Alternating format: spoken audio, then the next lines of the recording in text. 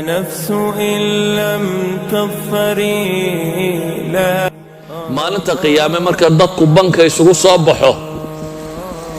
ayaa adiga ceeb gaari ku saarantay calaa ru'uusi lashaad baa lagu soo taagayaa wixii aad xadday iyadoo tuurta ku sido oo ay weliba qaylinayaan oo dadkoo dhami ku arkayo ku maqlayaan ayaa lagu soo taagayaa inta qiyaamaha banku dadku taagan yahay la xisaabayo dee 50 sannadood meelahaasaa la taagnaadaa qiyaamaha intaasoo dhan tuurtaad ku sidaysaa khalqiga ilaahay oo dhammina waa ku arkaya hadhowna naartii baa kuu dambaysa saa daraaddeed buu nebigu wuxuu leeyahay calayhi salaatu wasalaam ilaahay qur-aanka wuxuu ku tilmaamay wamaa kaana linabiyin an yagul waman yaglul ya'ti bima qalla yowma alqiyaama baa ilaahay ya'ti bima gal wuxuu la imanayaa wixii uu khiyaameeyey maalinta qiyaame banka isagoo taagan oo tuurta ku sida saa daraaddeed baa xadiiska saxiixaynka ku soo arooray wuxuu nebigu leeyahay calayhi salaatu wasalaam intuu tuugannimada xoolaa dadka dhaxaysa ka warramay oo aad u weyneeyey oo uu tilmaamay dembigeedu intuu leegyay ayuu dabeetana wuxuu nebigu yidhi laa ulfiyanna axadakum yajii'u yowma alqiyaama calaa raqabatihi baciirun lahu rugaa war hooy akhrayaan idan arkin maalinta qiyaame adigoo tuurta ku sita neef geel ayaan ku arkin buu nebigu leeyahy neefka geeloo reemaya ama dee cod samaynaya neef geela oo dhawaaqaya adigoo tuurta ku sita yaan idan arkin buu nebigu leeyahy calayhi salaatu wasalaam neef geeloo ololaya adoo tuurta ku sida ayaan ku arkin oo leh yaa rasuula allahi aghithni ilaahay rasuulkiisiiyow ii gargaar leh فأقول لا أملك لك شيئا قد أبلغتك نبي نحرست بدنا يا آخر الشفاعة دي سترة بدن تهي أياك ورن دونا ما أنت هداد وحكر حدي ورهو يعني ده نركب بيريدن كون نف حولا نف جالة تورتا كاسارين أو نف قايلين أيوه أو أدلى ضحي رسول الله ويجرجار أو أنا ورن دونا لا أملك لك شيئا قد بلغتك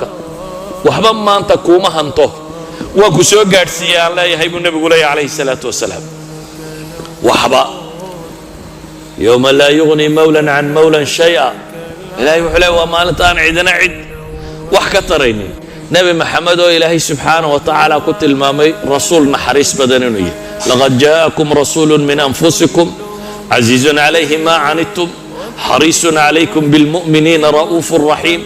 nabiga ilaahay ku sifaynay inuu naxariista badnaa salawaatullaahi wa salaamu calayh ayaa maanta oran doona war anigu waxba ku tari kari maayo anigu waanigi ku soo gaarsiiyey markaa dunida joogtay waxa uu nabigu tilmaamay haddana kuma dayninkaase laa ulfiyanna axadakum yajii'u yowma alqiyaamati calaa raqabatihi farasun lahu xamxama waryaan midkiin arkin tuurta faras ku sida faras dhanbaa tuurta ku sita neef geela tuurta ku sita neefkoo lahu xamxama waa codka sahiilka ka yar bay idhaahdaan adigu isna reemaya dheh faras dhawaaqaya adoo tuurta ku sita oo leh ilaahay rasuulkiisiiyow ii gargaar waan ku odhan doona buu nebigu yidhi maanta laa amliku laka shayan adna waxba kuuma hayo qad ablaqtuk waan ku soo gaadhsiiyey markaasuu haddana nebigu leeyay laa ulfiyanna axadakum yajii'u yowma alqiyaama calaa raqabatihi shaatun laha hugaa'un war la xiyaysa adoo tuurta ku sitan yaan qiyaamaha ku arkin buu nebigu leeyay oo le ii gargaar waan odhan doono waxba kuuma hanto waanigii ku soo gaadhsiiyey war qiyaama ayaan idin arkin buu nebigu leeyay calayhi salaatu wasalaam adigoo tuurta ku sida nafsun laha siyaax addoon ama addoomad qof bini aadam adoo tuurta ku sida oo le ii gargaaro aan leeyahay war kuuma gargaari karo oo aan ku leeyahay war waan ku soo gaadhsiiyey yaan arkin buu nebigu leeyahay calayhi salaatu wasalaam adoo tuurta ku sita riqaacun takhfiqu sida dadka la rabo maantan uu ilaahay u tilmaamaya in loo ceebeeyo mid calala dushi ku sita baa la yidhi laakiin maradu miyay aamusantay may nebigu wuxuu leeyahay takhfiqu sida calankay baboonaysaa way sanqaraysaa si dadku ku arko adigoo marya tuurta ku sita maryuhu si ay babanayaan oo dhawaaqayaan yaan ku arkin buu nebigu leeyahay calayhi salaatu wasalaam oo la ilaahay rasuulkiisiiyo ii gargaar aan ku odhan doono waar anugu laa amliku laka shay-an waxba kuuma hanto waa ku gaadhsiiyey warkii waan ku soo gaadhsiiyey waryaan arkin buu nebigu leeyay idinkoo ta'aamusaray tuurtiinna saarantay waa fidada iyo dahabka bay culammadu yidhaha lacagta calaa kulli xaal xadiidkani waxa uu tilmaamayaa maalinta qiyaame qofkii mujaahidka soo noqday hadduu xado xoolihii dadka ka dhaxeeyey dee kaan mujaahidka hayna markaa maxaad u malaynaysa hadduu xado xoolihii dadka ka dhaxeeyey